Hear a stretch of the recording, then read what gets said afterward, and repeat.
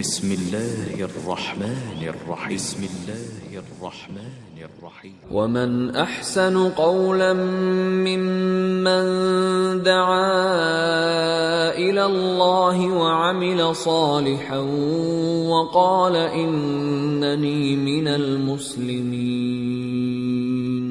അല്ലാഹുവിങ്കലേക്ക് ക്ഷണിക്കുകയും സൽക്കർമ്മം പ്രവർത്തിക്കുകയും തീർച്ചയായും ഞാൻ മുസ്ലിങ്ങളുടെ കൂട്ടത്തിലാകുന്നു എന്നു പറയുകയും ചെയ്തവനേക്കാൾ വിശിഷ്ടമായ വാക്ക് പറയുന്ന മറ്റാരുണ്ട്? അസ്സലാമു അലൈക്കും വറഹ്മത്തുള്ളാഹി വബറകാതുഹു.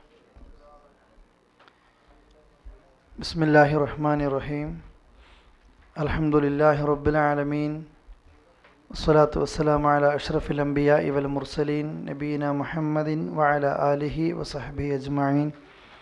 അല്ലാഹുമ്മ അല്ലിംനാ മാ യൻഫഅനാ വൻഫഅനാ ബിമാ അല്ലംതനാ അല്ലാഹുമ്മ സിദ്നാ ഇൽമ. സ്നേഹമുള്ള സഹോദരി സഹോദരങ്ങളെ, അള്ളാഹു നമ്മുടെ ഒരുമിച്ച് കൂടൽ സ്വാലിഹായ കർമ്മമായി സ്വീകരിക്കുമാറാകട്ടെ. നമ്മുടെ തെറ്റുകൾ പൊറുക്കുമാറാകട്ടെ. അള്ളാഹുവിൻ്റെ ജന്നാത്തുൽ ഫിർദൗസിൽ നമ്മയൊക്കെ ഒരുമിക്കുമാറാകട്ടെ. 35 സ്റ്റാർട്ട് ചെയ്യാം. അഊദു ബില്ലാഹി മിനശ് ശൈത്വാനിർ റജീം. ബിസ്മില്ലാഹിർ റഹ്മാനിർ റഹീം. والذين إذا فعلوا فاحشة أو ظلموا أنفسهم ذكروا الله فاستغفروا لذنوبهم ومن يغفر الذنوب إلا الله ولم يصروا على ما فعلوا وهم يعلمون أولئك جزاهم مغفرة من ربهم أولئك جزاؤهم مغفرة من ربهم وجنات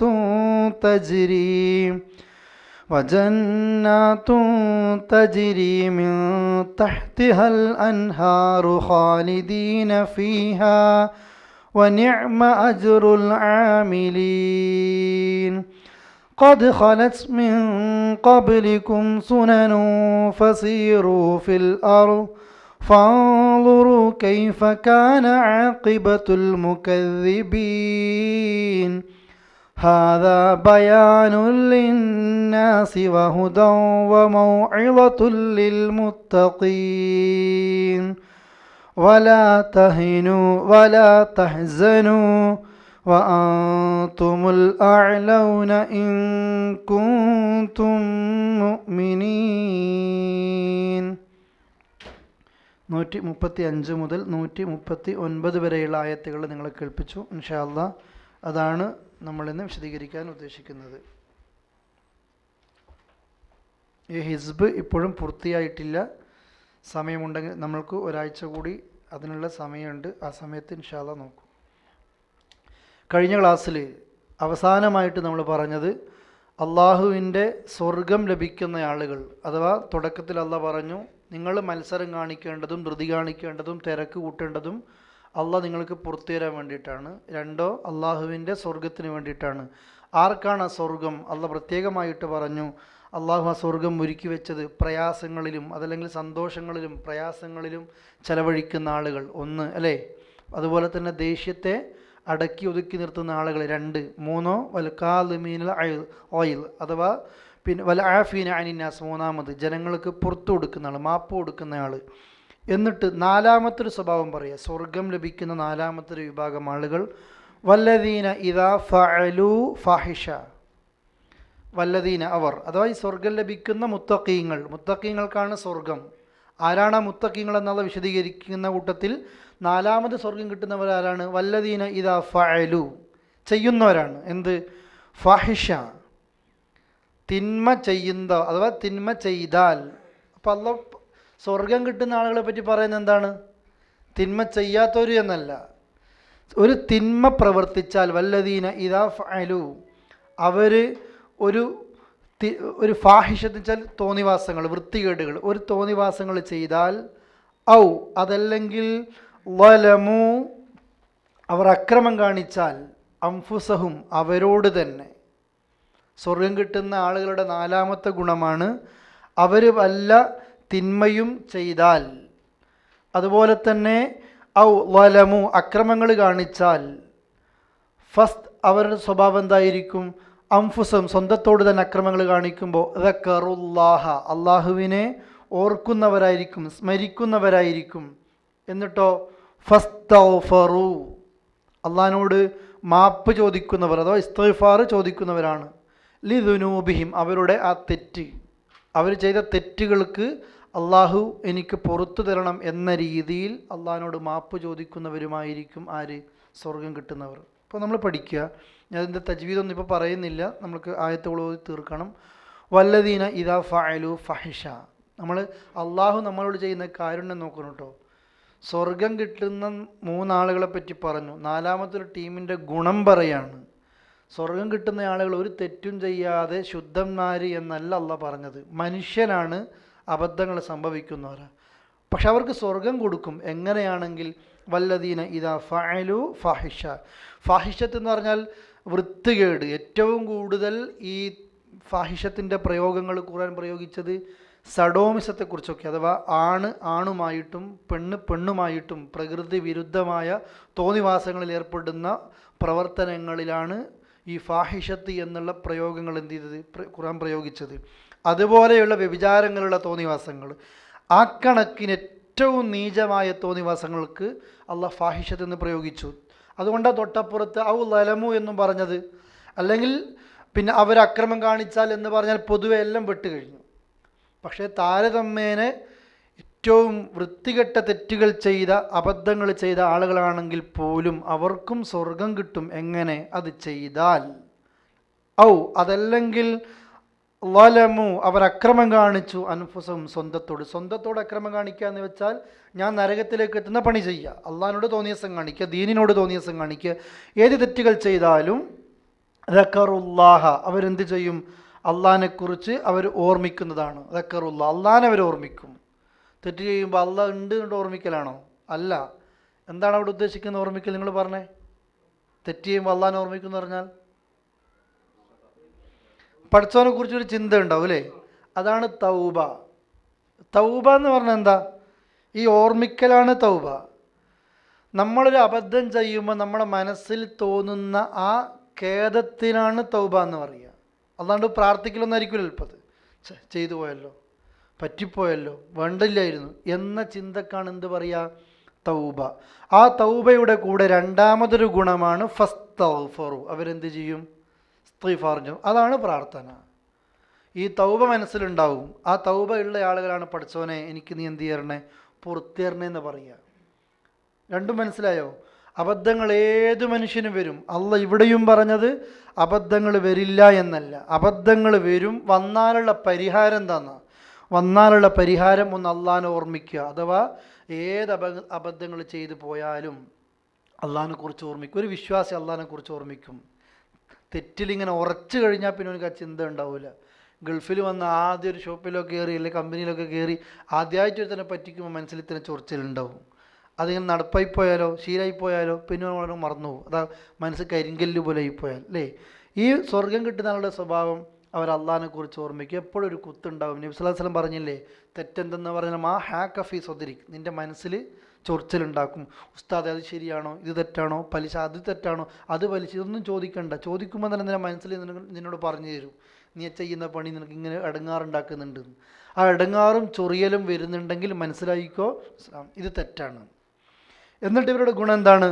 ഫസ്തഗ്ഫറു ലിദുനൂബിഹിം ആ ചെയ്ത തെറ്റിന് അവർ അള്ളാഹിനോട് എന്ത് ചെയ്യും? മാപ്പ് ചോദിക്കും. പഠിച്ചോനെ എന്നോട് ഇന്ന തെറ്റ് പറ്റിപ്പോയി. ഇവിടെ കുറേ കാര്യങ്ങൾ നമ്മൾ മനസ്സിലാക്കാനുണ്ട്. അടുത്ത ആ ഭാഗം കൂടി ഒന്നെടുത്തിട്ട് ഞാൻ പറയും. എന്നിട്ട് അള്ളാഹ് ഈ ആയത്ത് പൂർത്തിയാക്കുന്നതിൻ്റെ മുമ്പേ അള്ളാഹ് നമ്മൾക്ക് തോന്നിപ്പോകണം, ഒരു തിരക്ക് കൂട്ടിയിട്ട് അള്ളാഹ് പറയുന്നത് പോലെ പഠിച്ചവൻ്റെ കാരുണ്യം എവിടെയൊക്കെ പറഞ്ഞത് അല്ലേ? തെറ്റൊക്കെ ചെയ്താൽ ഇവർക്ക് സ്വർഗം കിട്ടുമെന്നുള്ള സൂചന തന്ന് ഈ ആയത്ത് തീരുന്നതിന് മുമ്പ് അള്ളാഹ് അടുത്ത വാചകം എന്താ പറയുന്നത് അറിയോ? വമൻ യഗ്ഫിറു ദുനൂബ ഇല്ലല്ലാഹ്. ഇപ്പോഴൊന്നും പറയേണ്ട ആവശ്യമില്ല. ആയത്ത് അതില്ലാതെ തന്നെ പൂർത്തിയാക്കാം. പക്ഷേ പഠിച്ചവൻ്റെ ഒരു കാരുണ്യം ഇട്ട് തരികയാണ് പാപികൾക്ക്. തോന്നിയാസങ്ങൾ ചെയ്ത ആളുകൾക്ക് അള്ളാഹ് പറയുക അവർ അള്ളാഹിനോട് മാപ്പിരക്കുമെന്ന് പറയുമ്പോൾ തന്നെ അള്ളാഹ് ഇഷ്ടം കൊണ്ട് ഇങ്ങോട്ട് പറയാണ്, വമയ്യോഫിർ, ആരുണ്ടടോ പൊറുക്കുന്നവൻ, അത് ദുനൂബ, തെറ്റുകളെ, ഇല്ലല്ലാ, അള്ളയല്ലാതെ. തെറ്റ് ചെയ്താൽ ഒരു അള്ളാഹിലേക്ക് പശ്ചാത്തപിച്ച് മടങ്ങുകയും ചെയ്യും, പഠിച്ചവരോട് പുറത്തേരെന്ന് പ്രാർത്ഥിക്കുകയും ചെയ്യും. അതിനേക്കാളും സ്പീഡിലും വേഗതയിലും ഗൗരവത്തിലും അള്ളാഹ് ഇങ്ങോട്ട് പറയുക, അങ്ങനെ ആരെങ്കിലും പറഞ്ഞാൽ ഇത് പുറത്തു തരാൻ ലോകത്ത് അള്ളയല്ലാതെ വേറെ ആരുണ്ട് എന്ന് വെച്ചാൽ ഏത് പാപിക്കും എൻ്റെ അടുത്തേക്ക് എന്ത് വരാൻ ഞാൻ പുറത്തു തരും. നിങ്ങൾ എങ്ങോട്ടേക്കും പോകണ്ട, ഒരു ഭാഗത്തേക്ക് നിങ്ങൾ പോകണ്ട, ഒരു നിരാശ നിങ്ങൾക്ക് വേണ്ട. തെറ്റ് സംഭവിച്ചു എന്ന് നമ്മൾ മനുഷ്യന്മാരാണ് പുറത്തു കൊടുക്കാത്തത്, അല്ലേ?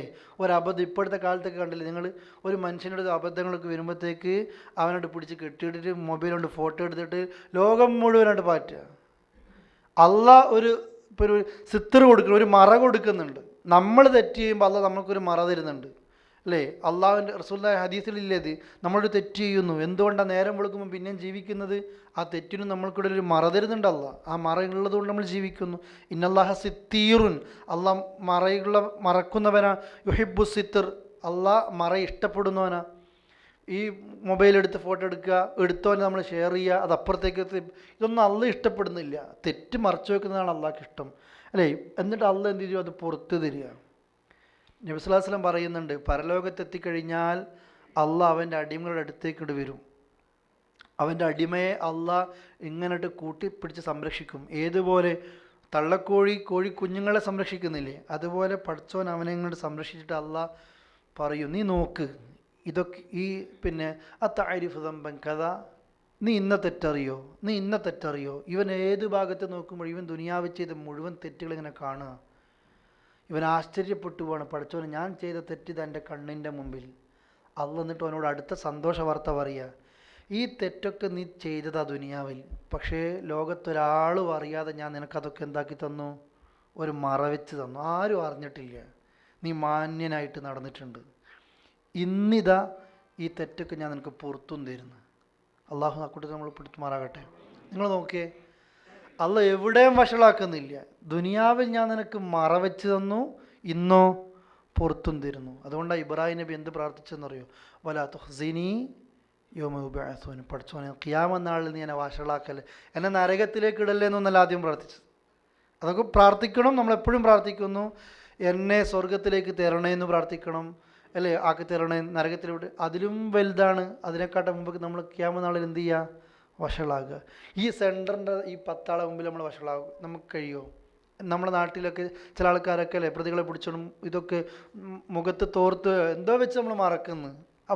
എനിക്കും അറിയാം, എല്ലാവരും എന്നെ കാണുന്നുണ്ട്, ഞാൻ ആരെയും കാണുന്നില്ല എന്നേ ഉള്ളൂ.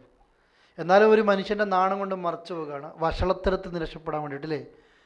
ആ അങ്ങനെ റബ്ബ് പറയാ, നീ ലോകത്ത് ജീവിക്കും, മരിക്കുന്നത് വരെ നീ തെറ്റ് ചെയ്തിട്ട് ഞാൻ നിനക്കൊക്കെ മറച്ചു തന്ന്, ഇന്നിതാ ഞാൻ നിനക്ക് പുറത്തിരുന്നു. വമയ്യഗ്ഫിറുദ്ദുനൂബ ഇല്ലല്ലാ, എൻ്റെ റബ്ബ് പറയാ, നമ്മളെ റബ്ബ് പറയാ, തെറ്റ് പൊറുക്കുന്നു ഞാനല്ലാത്ത വേറെ ആരുണ്ടോ? ഇതിലും വലിയ ആശ്വാസം എന്താ, അല്ലേ? ഒന്നത്. രണ്ടോ, തെറ്റ് ചെയ്യൂല എന്നുള്ള പറഞ്ഞില്ലല്ലോ, തെറ്റ് ചെയ്താൽ എന്നുള്ള.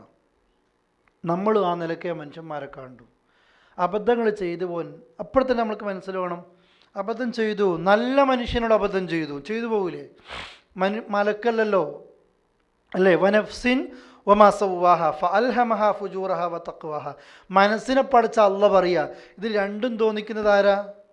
അള്ളയാ.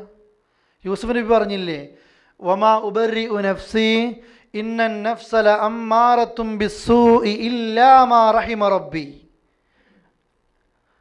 ആ യൂസുഫ് നബി പറയാണ്, ആ രാജാവ് അതല്ലെങ്കിൽ ആ നാട്ടിലത്തെ മലിക്ക്, നീ എൻ്റെ അടുത്തേക്ക് വാ, സ്വപ്ന വ്യാഖ്യാനമൊക്കെ പറഞ്ഞു കൊടുത്ത് ഈ നാടിൻ്റെ മന്ത്രിയാക്കാം, ഭക്ഷ്യവകുപ്പ് മന്ത്രിയാക്കുന്ന സമയത്ത് പറയുക, മുമ്പ് വീട്ടിൽ സംഭവിച്ചതിൽ യൂസുഫ് നബി ഒരു മാനുഷിക സാഹചര്യം പറയുക, എൻ്റെ തടിയെ ഞാനും നിരപരാധിയാക്കുന്നില്ല, ഒരു തെറ്റും ചെയ്തിട്ടില്ല, എന്നാലും മനുഷ്യരെക്കുറിച്ച് ഖുർആൻ പറഞ്ഞു തരാം. യൂസുഫ് നബിയുടെ ഒരു വാചകം, ഞാൻ എന്നെക്കുറിച്ച് നിരപരാധിയാണെന്ന് ഞാനും പറയുന്നില്ല, കാരണം ഇന്ന നഫ്സ ലഅമ്മാറത്തും ബിസ്സൂ. മനുഷ്യൻ്റെ മനസ്സെപ്പോഴും നമ്മൾ എന്ത് ചെയ്യാനാണ് പ്രേരിപ്പിക്കുക? തെറ്റ് ചെയ്യാനാണ് പ്രേരിപ്പിക്കുക, അല്ലേ? എൻ്റെ റബ്ബ് എന്നോട് റഹ്മത്ത് കാണിച്ചു, അതുകൊണ്ടാണ് രക്ഷപ്പെടാൻ കഴിഞ്ഞത്. ഏത് നഫ്സും ഏത് മനുഷ്യനും അബദ്ധത്തിലേക്ക് പോകാനാണ് കൂടുതലും ചാൻസ്. അതുകൊണ്ട് തന്നെ നമ്മൾ മനസ്സിലാക്കുക, അബദ്ധങ്ങൾ വരുന്ന മനുഷ്യർക്ക് അള്ളാഹ് എന്ത് ചെയ്യും? പുറത്തു കൊടുക്കും. സൂറത്ത് സുമറിൽ അള്ളാഹ് പറഞ്ഞില്ലേ, ഖുൽ യാ ഇബാദിയല്ലദീന അസ്റഫു അലാ അൻഫുസിഹിം ലാ തഖ്നതു മിർ റഹ്മത്തില്ലാ. അല്ലേ, സ്വന്തം നഫ്സിനോട് അധർമ്മങ്ങളും തോന്നിയാസങ്ങളൊക്കെ കാണിച്ച് അങ്ങനെയുള്ള ആളുകളോട് പറയാം, ലാ തഖ്നതു മിർ റഹ്മത്തില്ല, അള്ളാഹിൻ്റെ കാരുണ്യത്തെ തൊട്ട് നിങ്ങൾ എന്ത് ചെയ്യരുത്? നിരാശപ്പെടണ്ട. ഇന്നല്ലാഹ, തീർച്ചയായും അള്ളാഹു. അടുത്ത വാചകം നോക്കി നിങ്ങൾ, യഗ്ഫിറു ദുനൂബ, ഈ ആയത്തല്ല പോകുന്ന കേട്ടോ, യഗ്ഫിറു ദുനൂബ ജമീഅ. അള്ളാഹു യഗ്ഫിറു ദുനൂബ, തെറ്റ് പൊറുക്കുന്നു, തെറ്റുകൾ പൊറുക്കുന്നവനാണ് അള്ളാഹ്.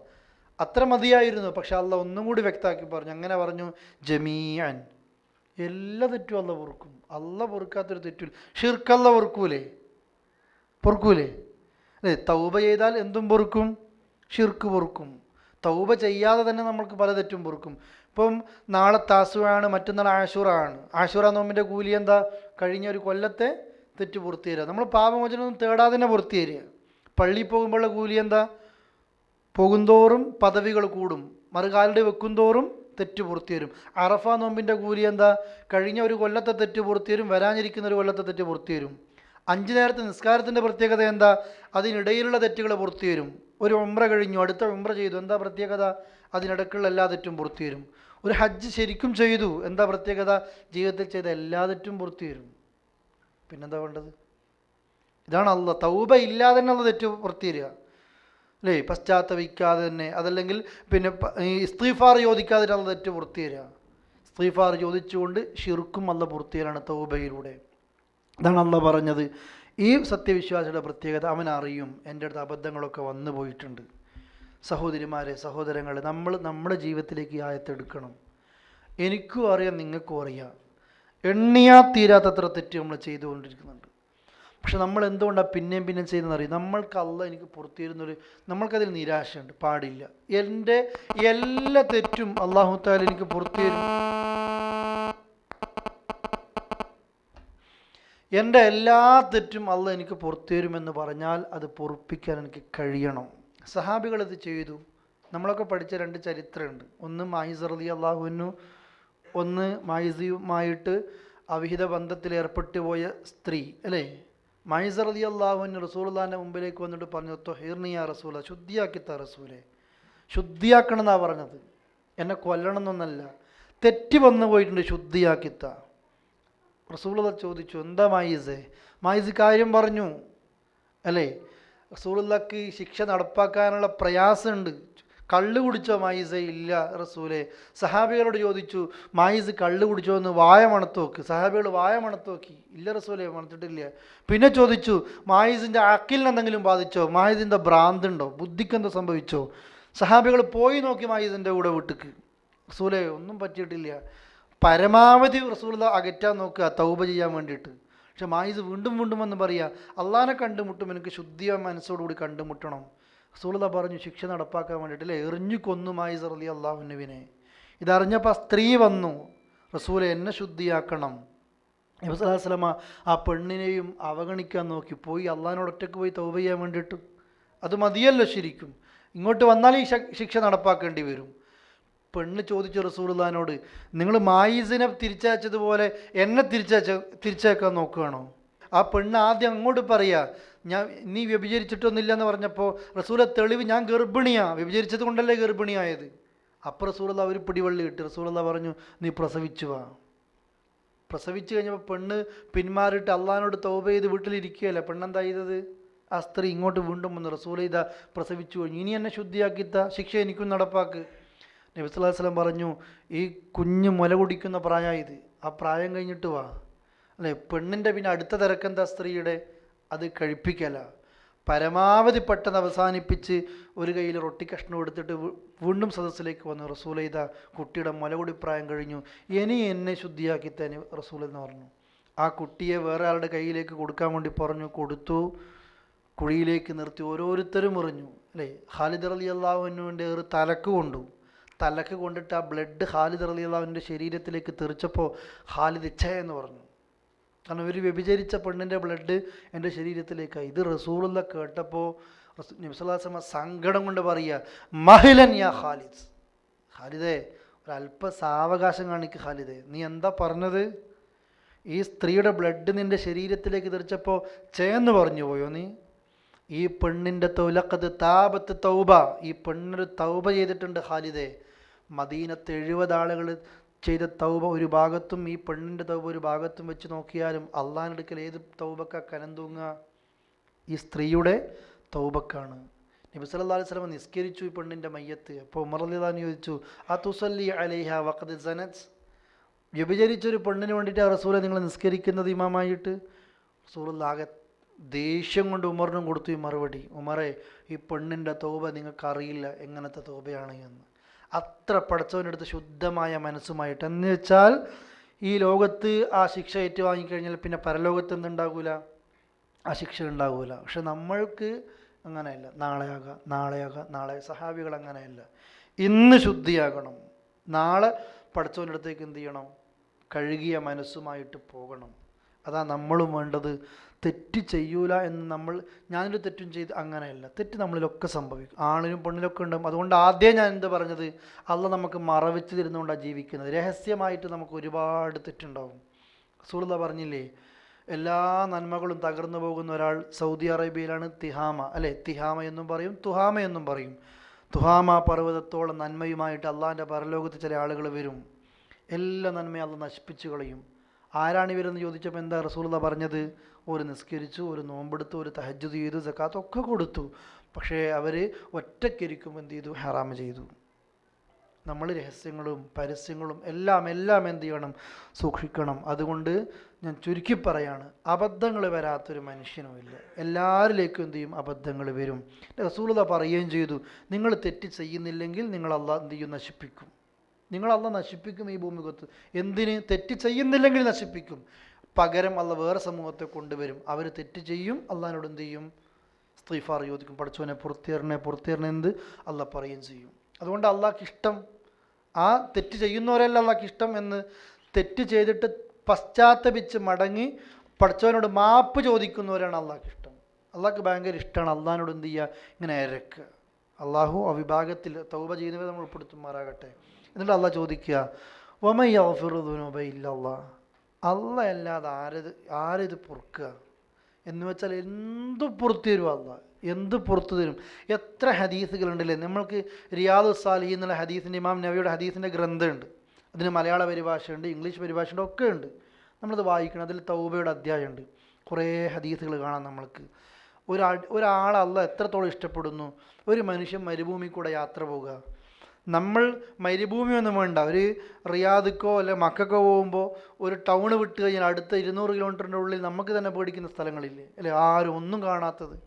അത് മരുഭൂമിൻ്റെ ഉള്ളിൽ തന്നെ. ഈ അടുത്ത് കണ്ടില്ലേ എത്ര ആളുകളെയാണ് ഈ ഹെലികോപ്റ്ററൊക്കെ വന്ന് രക്ഷിക്കുന്നത്? വെള്ളം കിട്ടാതെ മരിച്ചു പോവുകയാണ് വണ്ടിയും കൊണ്ടിട്ട് മരുഭൂമിയിലേക്ക് പോകുമ്പോൾ. അങ്ങനെ ഒരു മനുഷ്യൻ മരുഭൂമി കൂടെ യാത്ര പോവുകയാണ്, മരുഭൂമിയുടെ മധ്യത്തിൽ ഒരാളും ഇല്ല. ആ സമയത്ത് അവൻ്റെ യാത്രാവാഹനങ്ങളൊക്കെ യാത്രാവാഹനം നഷ്ടപ്പെട്ടു, അതിനുള്ള അവൻ്റെ യാത്രാ വസ്തുക്കൾ നഷ്ടപ്പെട്ടു, ഒക്കെ പോയി. എന്നിട്ട് കുറേ കഴിഞ്ഞപ്പോൾ അവനത് തിരിച്ചു കിട്ടി. മരണം കണ്ണിൻ്റെ മുമ്പ് കാണുമ്പോൾ അല്ലേ, മരണം കണ്ണിൻ്റെ മുമ്പ് കാണുമ്പോൾ പിന്നെ ആ സമയത്ത് അവൻ്റെ മുമ്പിലേക്ക് ഇതൊക്കെ വരുമ്പോൾ അവന് എത്ര സന്തോഷമുണ്ട്. അതിനേക്കാളും സന്തോഷമാണ് തെറ്റ് ചെയ്തിട്ട് ഒരുത്ത അള്ളാഹുണ്ട് എനിക്ക് പുറത്തേറിനെ എന്ന് പറയുമ്പോൾ അള്ളാഹ്ക്ക് ഉണ്ടാകുന്ന സന്തോഷം. വേറെ ഹദീസ് കാണാം, ഇങ്ങനെ യാത്രാവസ്തുക്കളും യാത്രാവാഹനവും നഷ്ടപ്പെട്ടു കഴിഞ്ഞു. എന്നിട്ട് കുറേ അവൻ തളർന്ന് മഴങ്ങി ഉറങ്ങിപ്പോയി. മരണം കണ്ടിട്ടാണ് ഉറങ്ങിപ്പോകുന്നത്. എഴുന്നേറ്റ് നോക്കുമ്പോൾ അവൻ്റെ മുമ്പിൽ എന്തുണ്ട്? ഒട്ടകമുണ്ട്, യാത്രാവസ്തുക്കളുണ്ട്. സന്തോഷം കൊണ്ട് അവൻ പറഞ്ഞു പോയി, അല്ലാഹുമ്മ അൻത അബ്ദി വഅന റബ്ബുക്, പഠിച്ചോനെ ഞാൻ നിൻ്റെ റബ്ബും നീ എൻ്റെ അടിമയാ. എന്താ പറയേണ്ടത് ശരിക്കും? പഠിച്ചോനെ നീ എൻ്റെ റബ്ബും ഞാൻ നിൻ്റെ അടിമയാ. സന്തോഷം കൊണ്ട് ഉൾട്ടേയിപ്പോയി, ശിർക്ക് പറഞ്ഞു പോയി, കുഫ്ർ പറഞ്ഞു പോയി അല്ലേ? ആ മനുഷ്യൻ്റെ തൗബ, അതാ അത്ര സന്തോഷം. അതിനേക്കാളും സന്തോഷമാണ് തെറ്റ് ചെയ്തിട്ട് പഠിച്ചവൻ എനിക്ക് പുറത്തിറങ്ങുന്ന പറയുന്നത്. ആ രംഗം നമുക്ക് മനസ്സിലായി. ഈ അടുത്ത പത്രത്തിൽ വന്നു, മരുഭൂമിയിൽ പോയിട്ട് ഒരു കിണറിൽ വീണിട്ട് അല്ലേ, ഒരു നായയാണ് ആ മനുഷ്യൻ്റെ ജീവൻ രക്ഷിച്ചത്. 3 ദിവസം കണ്ടു കഴിയേണ്ടി വന്നു. അതിലൂടെ വേറെ യാത്രക്കാർ വന്നപ്പോൾ അവർ ഈ കിണറ്റിൻ്റെ അടുത്ത് ഇവനിങ്ങനെ കിണറ്റിൽ ഇങ്ങനെ ശബ്ദങ്ങൾ ഉണ്ടാക്കുക രക്ഷിക്കാൻ വേണ്ടിയിട്ട്. ആ നായയാണ് പിന്നെ ആ കിണറിൻ്റെ ഭാഗത്ത് ശബ്ദം ഉണ്ടാക്കി നായ കുരക്കാൻ തുടങ്ങി. കൂടെയുള്ള ആളുകൾ വന്ന് നോക്കുമ്പോൾ കിണറ്റിൽ ആളുണ്ട്. അവരാ പിന്നെ രക്ഷിച്ചത്, അല്ലേ? അവരാണ് പിന്നെ ഇവിടെ അറിയിച്ചതും രക്ഷിക്കുകയും ചെയ്തത്. മരണമല്ലാതെ മുമ്പിൽ വേറൊന്നും ഉണ്ടാകില്ല. ഇതൊക്കെ നമ്മൾ പറഞ്ഞെന്താ അറിയോ? പഠിച്ചവൻ ഇതൊക്കെ പറഞ്ഞിരുന്നത്, റസൂൽ ഈ ഹദീസുകളൊക്കെ പറഞ്ഞിരുന്നത്, തെറ്റ് മനുഷ്യരെ നിങ്ങൾക്ക് സംഭവിച്ചു പോകും, അതുകൊണ്ട് ആശ മുറിഞ്ഞ് വീട്ടിലിരിക്കണ്ട, അള്ളാഹിനോട് മാപ്പിരുന്നു. ഒരു വിശ്വാസികളുടെ പ്രത്യേകത ഇതാ, പ്രാർത്ഥനയിൽ അവന് റഹബത്തും ഉണ്ടാകും റഹബത്തും ഉണ്ടാകും. റഹബത്ത് എന്ന് പറഞ്ഞാൽ സ്വർഗം കിട്ടുന്നുള്ളൊരു ആഗ്രഹം, റഹബത്തിൻ്റെ നരകത്തെക്കുറിച്ചുള്ള പേടി. ഇത് രണ്ടും വെച്ച് നമ്മൾ എന്ത് ചെയ്യുക? പ്രാർത്ഥിക്കുക. എന്നിട്ട് അള്ളാഹ് പറയുക, വലം യുസിറു, അവർ ശടിച്ചു നിൽക്കൂല, അലാമ ഫഅലു, അവരെ ചെയ്തതിൽ, വഹും യഅലമൂൻ, അവരറിഞ്ഞിരിക്കെ. ചെയ്ത തെറ്റിൽ ശടിച്ചു നിൽക്കൂല എന്ന് പറഞ്ഞാൽ ഒരിക്കൽ ചെയ്ത തെറ്റ് പിന്നെ ചെയ്യൂല എന്നല്ല. മനുഷ്യരാ, പിന്നെ സംഭവിച്ചു പോവും. എന്താ ചെയ്ത തെറ്റിൽ ശടിച്ചു നിൽക്കൂല എന്ന് പറയുന്നതുകൊണ്ട് ഉദ്ദേശിക്കുന്നത്? ഒരു തെറ്റ് ചെയ്തിട്ട് പടച്ചവനെക്കുറിച്ച് തൗബ ഇല്ലാത്ത മനസ്സുണ്ടാവില്ല. തെറ്റ് ചെയ്യുമ്പോൾ പടച്ചവനെക്കുറിച്ച് പേടിയുണ്ടാവും. മനുഷ്യനല്ലേ, കുറേ ദിവസം കഴിഞ്ഞ് പിന്നെ ചിലപ്പോൾ സംഭവിച്ചു. ഇതൊക്കെ ഒരു ഇളവല്ല കേട്ടോ. ഖുർആൻ അങ്ങനെയൊക്കെ പറയില്ലേ, പിന്നെ ചെയ്തു, പിന്നെ ഇതൊരളവല്ല, മാനുഷിക സാഹചര്യ. റസൂൽ അത് പറയുകയും ചെയ്തു. അള്ളാഹിൻ്റെ കാരുണ്യം, ഒരടിമ ഒരു തെറ്റ് ചെയ്യും ഇന്ന്, എന്നിട്ടവൻ നാളെ എനിക്ക് തോന്നുകയാണ് ഇന്നലെ ചെയ്ത തെറ്റുകളൊക്കെ തെറ്റാണല്ലോ, സംഭവിച്ചൊക്കെ തെറ്റാണല്ലോ, പഠിച്ചതുകൊണ്ട് മാപ്പിരുന്നു, അള്ളാഹ് എനിക്ക് എന്ത് കൊടുക്കും? പുറത്തു കൊടുക്കും. ഓൻ്റെ പ്രത്യേകത എന്താണെന്നറിയോ? ഓൻ പിറ്റേന്ന് വേറെ തെറ്റി, പിന്നെ അവൻ അള്ളാഹിനോട് മാപ്പിരുക്കും, അതും എനിക്ക് എന്ത് ചെയ്ത് കൊടുക്കും? അള്ളാഹ് പുറത്തു കൊടുക്കും. ഈ മനുഷ്യൻ പിന്നീട് വീണ്ടും തെറ്റിക്കും, അതും അള്ളാഹിനോട് മാപ്പിരിക്കും, അതും അള്ളാഹ് എനിക്ക് എന്ത് കൊടുക്കും? പുറത്തു കൊടുക്കും. എന്ന് വെച്ചാൽ ഇങ്ങനെ തെറ്റ് ചെയ്യാൻ വേണ്ടിയിട്ടല്ല, നമ്മളതിൽ പോയിൻ്റ് ഏതാണ്? അള്ളാഹ് മാപ്പ് തരുന്നുള്ളതാണ് പോയിൻ്റ്. തെറ്റ് ചെയ്യും, അത് അള്ളാഹ് തന്നെ പറഞ്ഞല്ലോ നമ്മളങ്ങനെയാണ്, അങ്ങനെയൊന്നല്ല. നമ്മൾ മനസ്സിലാക്കേണ്ടത്, ഏത് അബദ്ധങ്ങൾ വന്നാലും ആളുകൾ പഠിച്ചവനിൽ നിന്ന് മാറിപ്പോകുന്നത് ഷിർക്കിൻ്റെ ഒരു കാരണം തന്നെ എന്താണ്? പുരോഹിതന്മാർ ജനങ്ങൾക്ക് പഠിപ്പിച്ചു കൊടുത്തത്, ജനങ്ങളെ നിങ്ങൾ ഇത്ര 100,000 തെറ്റുകൾ ചെയ്തിട്ട് നിങ്ങൾ ഈ തെറ്റുള്ള കൈകളുമായിട്ട് അള്ളാഹിനോട് പ്രാർത്ഥിക്കുക, അള്ളാഹ് നിങ്ങൾക്ക് ഒരിക്കലും പുറത്തു തരില്ല. അതുകൊണ്ട് അള്ളാഹ്ക്ക് ഇഷ്ടപ്പെട്ട അമ്പിയാക്കളും ഔലിയാക്കളും സാലിഹ്യങ്ങളെ കൊണ്ട് നിങ്ങൾ അവരുടെ ഹക്കും ജാഹും ബർക്കത്തും കൊണ്ട് എങ്ങോട്ടേക്ക് വാ? അള്ളാഹിലേക്ക് വാ. അത് അള്ളാഹ് തകർക്കുകയാണ്. അള്ളാഹ് പറഞ്ഞു, ഇന്നല്ലാഹ യഗ്ഫിറുദ്ദുനൂബ ജമീഅ, അള്ളാഹ് എല്ലാ തെറ്റും പുറത്തു തരും. വമൻ യഗ്ഫിറുദ്ദുനൂബ ഇല്ലല്ലാഹ്, തെറ്റ് പൊറുക്കുന്നവൻ അള്ളാഹ് അല്ലാതെ വേറെ ആരുണ്ടടോ എന്നുള്ള ചോദിക്കുന്നു. ഇത്ര മതി, ഒരു മനുഷ്യൻ ഇത്ര മതി. അവൻ ഏത് തെറ്റ് ചെയ്താലും അള്ളാഹു പറയാം, അള്ളാഹുൽ അവന് പ്രതീക്ഷയുണ്ട്, അള്ളാഹ് എനിക്ക് പുറത്തു തരും. അള്ളാഹു നമ്മുടെയൊക്കെ തെറ്റ് പൊറുക്കുമാറാകട്ടെ. പിന്നീട് തെറ്റിൽ അറിഞ്ഞുകൊണ്ട് ശടിച്ചു നിൽക്കൂല, തെറ്റിങ്ങനെ ആവർത്തിക്കൂല. ഒന്നത്. രണ്ടോ, തൗബയുടെ മനസ്സ് ഇല്ലാതിരിക്കുക. നമ്മൾക്കത് വേണം കേട്ടോ. അതുകൊണ്ടാണ് ഞാൻ പറഞ്ഞത്, അബദ്ധങ്ങൾ വന്ന് പോകണം എന്നല്ല, അബദ്ധങ്ങൾ വരണം എന്നല്ല, മനുഷ്യരാണ്, സംഭവിച്ചു പോകാം. പക്ഷേ തൗബയുടെ മനസ്സൊരിക്കലും നഷ്ടപ്പെടാൻ പാടില്ല. ഈ ആയത്തിൻ്റെ രണ്ടാമത്തെ ഭാഗം, ഈ ആയത്തിൽ മുഴുവനും നിറഞ്ഞു നിൽക്കുന്നത് അള്ളാഹ് എല്ലാ തെറ്റും എന്ത് തീരും? പുറത്തിരുന്നു. നമ്മൾ അള്ളാഹിനോട് പഠിച്ചവനെ പറ്റിപ്പോയി 1000 തെറ്റ് പുറത്തേരെന്ന് പറയും. നമ്മുടെ കുടുംബത്തിൽപ്പെട്ടോ നാട്ടിൽപ്പെട്ടോ ഒരാൾക്ക് ഒരു തെറ്റും നമ്മളുടെ പുറത്തും കൊടുക്കൂല. അള്ളാഹ് നമുക്ക് എല്ലാ തെറ്റും പൂർത്തിയാക്കണം. നമ്മുടെ വാശിയത, ഈ സ്വഭാവം നമ്മൾക്കുണ്ടാവില്ല. അത് പാടില്ല. കരുണ കാണിക്കുന്നവരോട് മാത്രമേ അള്ളാഹ് എന്ത് ചെയ്യും? കരുണ കാണിക്കും. നമ്മൾ പുറത്തു കൊടുക്കണം. എന്തിനാ? ഒരാൾ നമ്മളോട് തെറ്റന്നെ ചെയ്തു, നമ്മളെന്തിനാ മിണ്ടാതിരിക്കുന്നത്? അബദ്ധം ചെയ്തു പോയതായിരിക്കും. ഓനെന്തിനാ ഓൻ്റെ എന്തോ സാഹചര്യം കൊണ്ട് ചെയ്തു പോയി, മറന്ന ആളാ, പുറത്തു കൊടുത്ത ആളാ. പണ്ടത്തെ പോലെ ജീവിച്ചൂടെ? അങ്ങനല്ലേ ജീവിക്കേണ്ടത്? അങ്ങനെയല്ലേ സഹാബികളുടെ ജീവിതത്തിൽ പ്രയാസങ്ങളും അവർക്കിടയിൽ പ്രശ്നങ്ങളും ഇച്ചിരി പിന്നെ അഭിപ്രായ ഭിന്നതകളൊക്കെ വരുന്ന സമയത്ത് സഹാബികൾ അങ്ങനെയല്ലേ ചെയ്തത്? അവർക്ക് ഖേദം ഉണ്ടായിരുന്നു, പ്രയാസങ്ങൾ, അവരങ്ങോട്ടും ഇങ്ങോട്ടും മാപ്പ് കൊടുത്തിരുന്നു, അല്ലേ?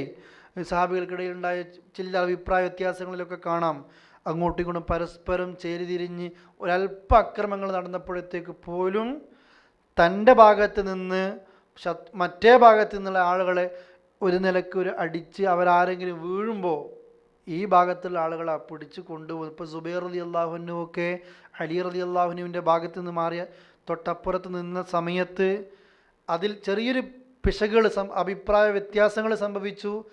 പാടില്ലാത്തത് സംഭവിച്ചു പോയി. നമ്മൾക്ക് ഒരാളെക്കുറിച്ച് നമ്മൾ മോശം പറയാൻ പാടില്ല. അപ്പോൾ കാണാം സുബൈർ റളിയല്ലാഹു അൻഹു നിലത്ത് വീണ സമയത്ത് അലി റളിയല്ലാഹു അൻഹു പോയിട്ട് പൊക്കി പിടിച്ച് പറയുന്നു, സുബൈറെ, ഈ അവസ്ഥയിൽ നമ്മൾ നിങ്ങളെ കാണുന്നത് വല്ലാത്തൊരു ഖേദ അല്ലേ. ഐഷ റളിയല്ലാഹു അൻഹ, അലി റളിയല്ലാഹു അൻഹു ഇതുപോലെ അഭിപ്രായ വ്യത്യാസങ്ങളുണ്ടായ സമയത്ത് യുദ്ധത്തിലൊന്നും പോയില്ല. പക്ഷേ ചിലതൊക്കെ മുനാഫിക്കീങ്ങളും മറ്റുള്ള പലരുടെയും തന്ത്രങ്ങൾ കാരണത്താൽ ചിലതൊക്കെ സംഭവിച്ചു പോയി. ഐഷ റളിയല്ലാഹുവിനെ കുറിച്ച് ഹദീസുകളിൽ കാണാൻ നമ്മൾക്ക് മരിക്കുന്നത് വരെ ഐഷ റളിയല്ലാഹു അൻഹ ആ സംഭവത്തെക്കുറിച്ച് ഓർത്ത് മക്കന നനഞ്ഞ് തീരുന്നത് വരെ ഐഷ ബീവി കരയുമായിരുന്നു. എന്തുകൊണ്ടാണ്? അവരുടെ മനസ്സങ്ങനെയാണ്.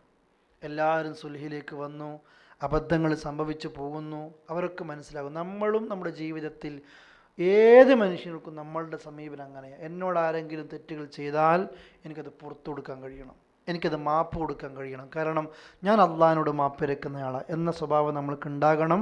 അങ്ങനെയാണെങ്കിൽ അള്ളാഹ് തിരിച്ചു തരുന്ന കൂലി എന്താ?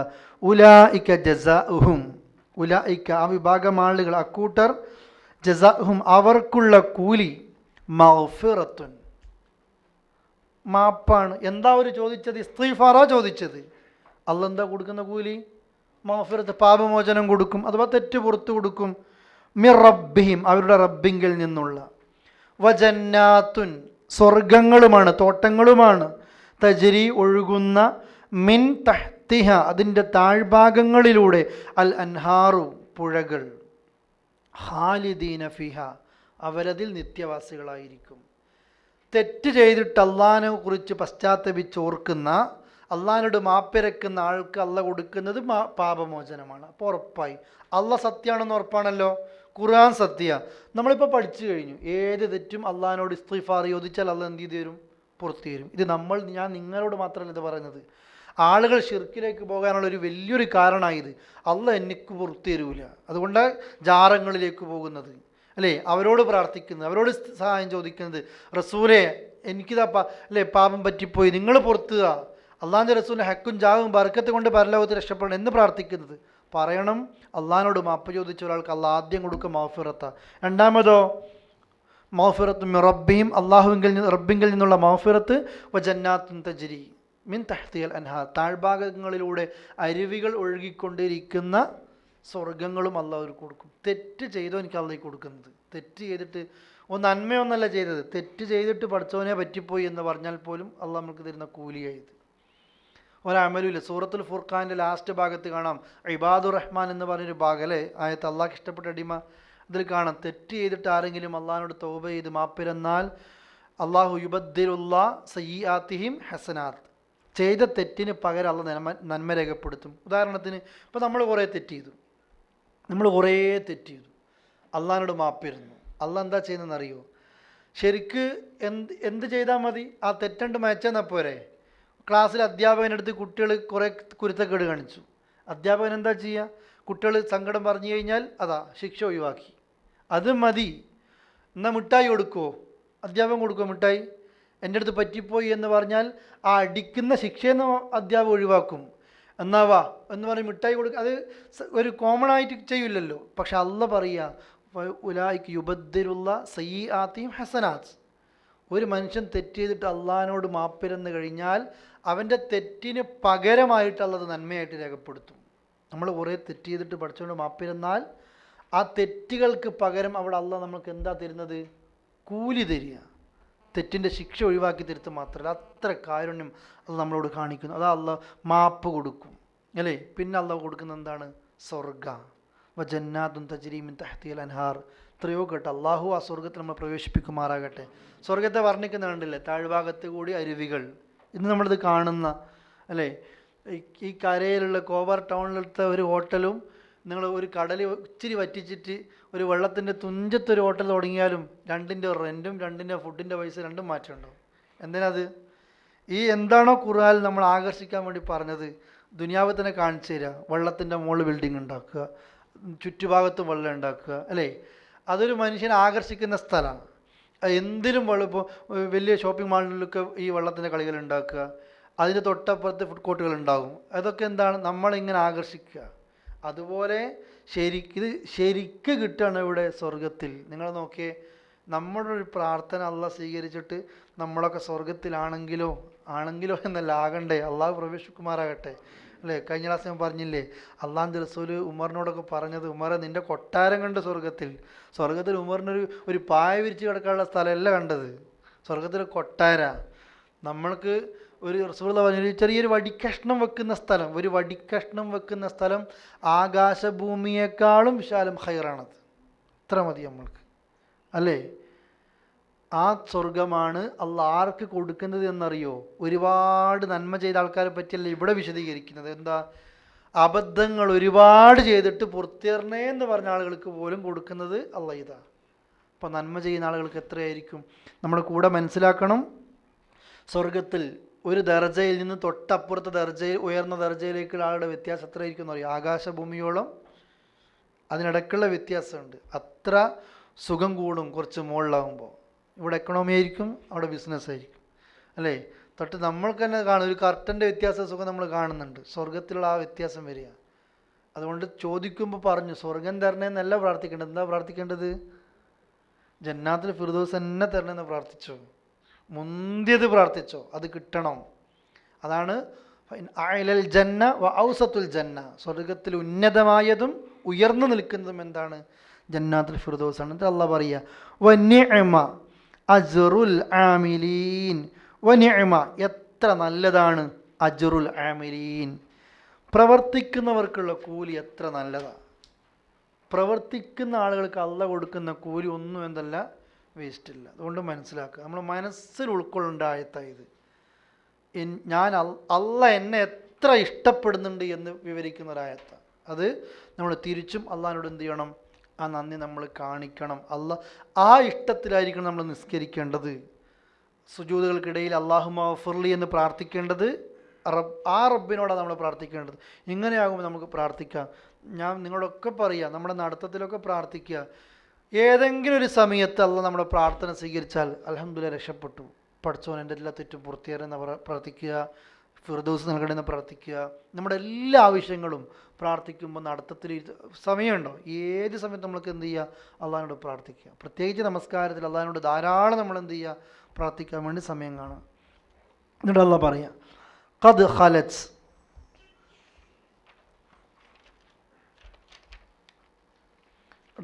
ഖദ് ഖലത് മിൻ ഖബ്ലികും സുനൻ ഫസീറു ഫിൽ അർദ് ഫൻദുറു കൈഫ കാന ആഖിബത്തുൽ മുകദ്ദിബീൻ. ഖദ് ഖലത്, കഴിഞ്ഞു പോയിട്ടുണ്ട്. എന്ത്? മിൻ ഖബ്ലികും, നിങ്ങൾക്ക് മുമ്പ്. ഖദ് ഖലത് മിൻ ഖബ്ലികും, നിങ്ങൾക്ക് മുമ്പ് കഴിഞ്ഞു പോയിട്ടുണ്ട്. സുനനുൻ, കുറേ നടപടിക്രമങ്ങൾ, അള്ളാഹുവിൻ്റെ കുറേ നടപടിക്രമങ്ങൾ ഈ ഭൂമി ലോകത്ത് കഴിഞ്ഞു പോയിട്ടുണ്ട്. അതുകൊണ്ട് ഫസീറു ഫിൽ അർദ്, ഫസീറു, നിങ്ങൾ സഞ്ചരിക്കണം, ഫിൽ അർദ്, ഭൂമിയിൽ.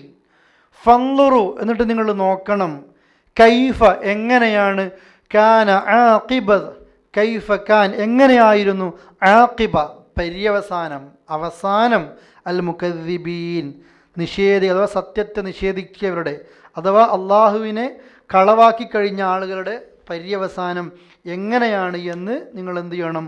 ഒന്ന് നോക്കിക്കാണണം. ഈ സൂറത്തു റൂമിൽ 40-ാമത്തെ ആയത്തിലും അള്ളാഹ് ഒരു സൂചന തരികയാണ്. ഖുൽ, പറയൂ പ്രവാചകരെ, സീറു ഫിൽ അർദ്, അവരെന്ത് ചെയ്യട്ടെ? ഭൂമിയിലൂടെ ഒന്ന് സഞ്ചരിക്കട്ടെ. ഫൻദുറു, എന്നിട്ട് അവർ നോക്കട്ടെ, കൈഫ കാന ആഖിബത്തുല്ലദീന മിൻ ഖബൽ, ഇവർക്ക് മുമ്പ് കഴിഞ്ഞു പോയ പല സമുദായങ്ങളുടെയും പര്യവസാനം എങ്ങനെയാണെന്ന്. കാന അക്സറുഹും മുശ്രിക്കീൻ, അള്ളാഹുവിൻ്റെ ശിക്ഷ കിട്ടിയ ഭൂരിഭാഗം സമുദായങ്ങളും എന്തായിരുന്നു? മുശ്രിക്കീങ്ങളായിരുന്നു. ഈ ആയത്തിലേക്ക് നമ്മൾ ഓതിയ ആയത്തിലേക്ക് തന്നെ, പ്രവാചകരെ, കഴിഞ്ഞുപോയ പല സമുദായങ്ങളിലും അള്ളാഹുവിൻ്റെ ചില നടപടിക്രമങ്ങളൊക്കെ കഴിഞ്ഞു പോയിട്ടുണ്ട്, അഥവാ പഠിച്ചവൻ്റെ ശിക്ഷകൾ വന്നിറങ്ങിയിട്ടുണ്ട്. അതുകൊണ്ട് ഫസീറു ഫിൽ അർദ്, അവരൊന്ന് നിങ്ങൾ ഭൂമിയിലൂടെ ഒന്ന് സഞ്ചരിക്കുവിൻ. ഫൻദുറു, നിങ്ങൾ നോക്കുവിൻ, കൈഫ കാന ആഖിബത്തുൽ മുകദ്ദിബീൻ, കള്ളന്മാരുടെ, പഠിച്ചവൻ്റെ സത്യത്തെ നിഷേധിച്ചവരുടെ, അള്ളാഹിൻ്റെ സത്യത്തെ കളവാക്കിയവരുടെ പര്യവസാനം എങ്ങനെയാണെന്ന് നോക്കട്ടെ. ഈ ആയത്തിൻ്റെ മീനിങ് വിശദീകരിക്കുന്നതിന് മുമ്പ് ഒരു കാര്യം പറയാണ്. എല്ലാവരും തോന്നിയാസം കളിക്കാൻ ടൂർ പോകും, എല്ലാ വൃത്തിയോടും മക്കൾ പഠിക്കുന്നതും സ്കൂളിൽ നിന്ന് പോലും മക്കൾ ടൂർ പോകുമ്പോഴാണ് എല്ലാ തോന്നിയാസങ്ങളും പഠിക്കുന്നത്. എല്ലാ മുസ്ലിംസും മാപ്പിളാരും ഓതുന്ന ആയത്തേതെന്നറിയോ? അള്ളാൻ്റെ ഖുർആൻ പറഞ്ഞിട്ടുണ്ട്, കുൽ സീറു ഫില്ലർ, ഭൂമിയിലൂടെ സഞ്ചരിക്കുക. ഇതും പറഞ്ഞിട്ടാണ് തോന്നിയാസത്തിൻ്റെ വീഗാലാൻഡേക്ക് ടൂർ പോവുക. ഈ ആയത്ത് ഓതിയിട്ടാണ് വേറെ തോന്നിയാസങ്ങൾ കണ്ടു പോവുക. ഈ ആയത്തോതി പോകണ്ട, ഒരു വേറെ പോട്ടെ. ഈ ആയത്തിൻ്റെ ലാസ്റ്റ് എന്താ പറഞ്ഞത്? ഒരു പോട്ടെ എന്ന് മാത്രമല്ല, പോയിട്ടൊന്ന് കണ്ട് പഠിക്കട്ടെ. എന്താ പഠിക്കേണ്ടത്? മുൻകഴിഞ്ഞു പോയ സമുദായം എങ്ങനെയാ തൊട്ടിൽ കയറി ആടിയതെന്നാണോ? അല്ലാതെ മുമ്പ് കഴിഞ്ഞ സമുദായത്തിന് അള്ളാഹിൻ്റെ ശിക്ഷ എങ്ങനെ കിട്ടിയെന്ന് കണ്ട് പഠിക്കാൻ വേണ്ടി പോട്ടെ. ഇതിനാരും പോവോ? അല്ലേ? ഇതിനാരെങ്കിലും പോവോ? ചിന്തിക്കുമോ? ആരും ചിന്തിക്കൂല, ആരും പോകൂല, ആരും പഠിക്കൂല. അള്ളാഹു ഇന്നും ഇന്നും അത് പറയുന്നുണ്ട്, സഞ്ചരിച്ച് പഠിക്കും മനുഷ്യരെ. നിങ്ങൾ അള്ളാഹിനെ നിഷേധിക്കുമ്പോൾ നിങ്ങൾ വിചാരിക്കുന്നുണ്ട് നിങ്ങൾ ഇങ്ങനെ സുഖിച്ചോണ്ട് ജീവിക്കുന്നു. പക്ഷേ നിങ്ങളെക്കാളും കയ്യൂക്കുള്ള സമുദായം ഈ ഭൂമിയിൽ ജീവിച്ചിരിക്കുന്നുണ്ട് എന്നതിന് തെളിവാണ് നമ്മൾ ജീവിക്കുന്ന സൗദി അറേബ്യയിലെ മദായിന സാരി. അല്ലേ? കൊട്ടാരങ്ങൾ നിർമ്മിച്ച്, പാറ തുറന്ന് കൊട്ടാരങ്ങൾ നിർമ്മിച്ച്, അവരുപയോഗിച്ച ബെഡ് പോലും ഇന്ന് നമ്മൾക്ക് കഴിയാതെ ശക്തിയിൽ, കയ്യൂക്കിൽ, ആൾബലത്തിൽ, ആയുസ്സിലും, അല്ലേ, 950ഓളം കൊല്ലം, 1000ഓളം കൊല്ലം ജീവിച്ച മനുഷ്യർ ഈ ഭൂമിപ്പുറത്ത് കഴിഞ്ഞു പോയിട്ടുണ്ട്. 1000 കൊല്ലം ജീവിച്ച മനുഷ്യന്മാർ. ആരോഗ്യമുണ്ട്, കയ്യൂക്ക് എല്ലാം ഉണ്ട്.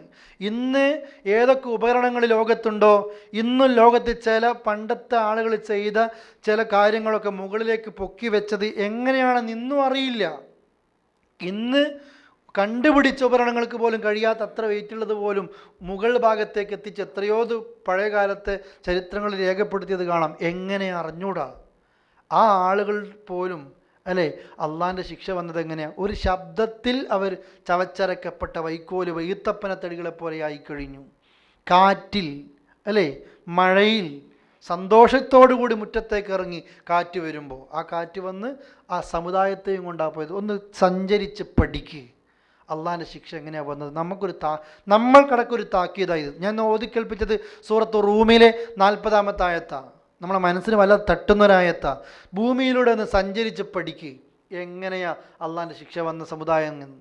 കാന അക്സറുഹും മുശ്രിക്കീൻ, ഷിർക്ക് സംഭവിച്ചവരിലായിരുന്നു അള്ളാഹിൻ്റെ അധിക ശിക്ഷ. സത്യമല്ലേ അത്? അല്ലേ? ഈ അടുത്ത് നമ്മൾക്ക് പറയാതിരിക്കുക എന്തോ അള്ളാഹുവിൻ്റെ പരീക്ഷണം നമുക്കറിയില്ല. നേപ്പാളിൽ അടുത്ത് നമ്മൾ പഠിച്ചു, നമ്മൾ കണ്ടത്, അല്ലേ, ഷിർക്കിൻ്റെ കൊടിയ എവിടെയൊക്കെ നടക്കുന്നുണ്ടോ തച്ച് തകർക്കപ്പെടുക. ആളുകൾ ആരാധിച്ചുകൊണ്ടിരിക്കുന്ന വിഗ്രഹങ്ങൾ കടപുഴകി ഒഴുകുക, അല്ലേ? അതുപോലെ തന്നെ തോന്നിവാസങ്ങൾ കളിക്കുന്ന പല നൈറ്റ് സമയത്തിൽ, രാത്രി സമയങ്ങളിൽ ഹോട്ടലുകളിൽ തോന്നിവാസങ്ങൾ ചെയ്യുമ്പോൾ അള്ളാഹിൻ്റെ ശിക്ഷ വരുന്നത് ഖുർആൻ നമ്മൾക്ക് പരിശോധിച്ചാൽ കാണാം. 2 സമയം അള്ളാഹ് പ്രത്യേകം പറഞ്ഞിട്ടുണ്ട്. നിങ്ങൾ നിർഭയരായി കഴിയുകയാണോ നിങ്ങളുടെ വീട്ടിൽ? അള്ളാഹിൻ്റെ ശിക്ഷ വരില്ല എന്ന് വിചാരിച്ചിട്ട്. ഏത് സമയത്ത്? ബയാത്തൻ വഹും നായിമൂൻ, വീട്ടിൽ ഉറങ്ങിക്കൊണ്ടിരിക്കുക, രാത്രി നിങ്ങൾ ഉറങ്ങിക്കൊണ്ടിരിക്കുക പടച്ചോൻ്റെ അദാബ് നിങ്ങളെ പിടികൂടാതെ നിങ്ങൾ വിചാരിക്കുന്നുണ്ടോ? പിന്നെ രണ്ടാമത്തൊരു സമയം പറഞ്ഞു. ഏതാണ് ആ സമയം? ലൊഹൻ വഹും യൽഅബൂൻ, ഇളയുച്ച നേരത്ത്, സുബഹിൻ്റെയും ലൊഹറിൻ്റെയും ഇടക്ക് ഇളയുച്ച നിങ്ങൾ ആ കളിയിൽ മുഴുകുന്ന സമയമാണത്, വിനോദങ്ങളിൽ മുഴുകുന്ന സമയം. ഈ നേരത്ത് നിങ്ങൾക്ക് അള്ളാഹിൻ്റെ ശിക്ഷ വരില്ല എന്ന് നിങ്ങൾ നിർഭയരായി കഴിയണം.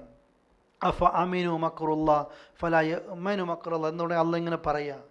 അവർ അള്ളാഹുവിൻ്റെ തന്ത്രത്തിൽ നിന്ന് നിർഭയരായി കഴിയണോ? കാഫിര്യങ്ങളും നഷ്ടക്കാരും അങ്ങനത്തെ ആളുകളൊന്നുമല്ലാതെ പടച്ചവൻ്റെ ശിക്ഷ എനിക്ക് വരില്ല എന്ന് ഒരിക്കലും വിചാരിക്കും. നമ്മൾക്ക് എപ്പോഴും പേടിക്കണം, അള്ളാഹിൻ്റെ ശിക്ഷ എനിക്ക് വരുമോ എന്ന്. ഞാൻ തോന്നിയാസം ചെയ്യേണ്ട ആവശ്യമില്ല.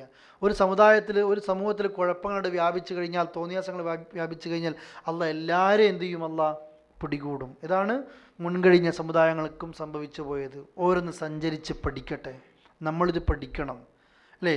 നമുക്ക് ഞാൻ പറഞ്ഞത് പ്രകൃതി കണ്ടുകൂടാ, മക്കളെയും കൂട്ടിയിട്ടോ കുടുംബത്തെ കൂട്ടിയിട്ടോ കുടുംബക്കാർ ഒന്നിച്ചു കൂട്ടിയിട്ടോ അള്ളാഹുവിൻ്റെ ഈ പ്രകൃതിയിലെ ഭംഗി കണ്ടുകൂടാ എന്നൊന്നല്ല. അത് വേറെ വിഷയമാണ്.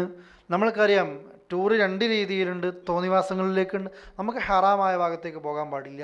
കുഫാറുകളുടെ രാജ്യത്തേക്ക് അനാവശ്യമായിട്ട് സഞ്ചരിക്കാനും പാടില്ല.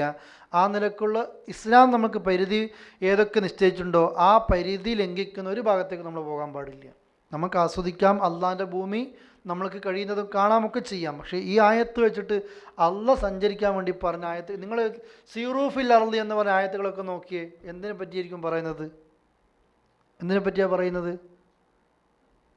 അറിയില്ലേ? പഠിച്ചോൻ്റെ അദാബ് ഇറങ്ങിയതിനെ പറ്റിയാണ് സഞ്ചരിച്ച് പഠിക്കുന്നതെന്ന് പറഞ്ഞത് അല്ലേ. പിന്നെ രണ്ടാമത് റസൂൽ കരീം സല്ലല്ലാഹു അലൈഹി വസല്ലം പറഞ്ഞു, നിങ്ങൾ അള്ളാൻ്റെ അദാബ് ഇറങ്ങിയ ഭാഗത്ത് നിങ്ങൾ സഞ്ചരിക്കാൻ പാടില്ല, പോകരുതെന്ന ഒന്നാമത്തെ നിയമം. ഇനി പോകുകയാണെങ്കിലോ കരഞ്ഞുകൊണ്ടല്ലാതെ പോകരുത്, പെട്ടെന്ന് കടന്നു പോകണം അല്ലേ. ഇന്ന് നമ്മൾ ചില ആളുകൾ അറിഞ്ഞോ അറിയാതെ മദായിന് സാലിയിലൊക്കെ പോയിട്ട് ഫോട്ടോ എടുത്തിട്ട് ഇങ്ങനെ വരുന്ന കാണാം. പാടില്ലാത്ത കാര്യം. ഫോട്ടോ എവിടുന്ന് നമ്മൾ മനുഷ്യന്മാരെടുക്കാൻ പാടില്ല. അവിടെ പോയിട്ടൊരു ടൂറാക്കുക. മദായിന് സാലിയിൽ പോയിട്ട് അള്ളാൻ്റെ അദാബ് ഇറങ്ങിയൊരു ഭാഗമാണത്. അതിനോട് ചേർന്ന് നിന്ന ഫോട്ടോ, മറ്റൊരു കൂട്ടി നിന്ന ഫോട്ടോ ഇന്ന് അതുപോലും ആയിപ്പോയിട്ടുണ്ട്. എവിടെ നമ്മൾ കാണും?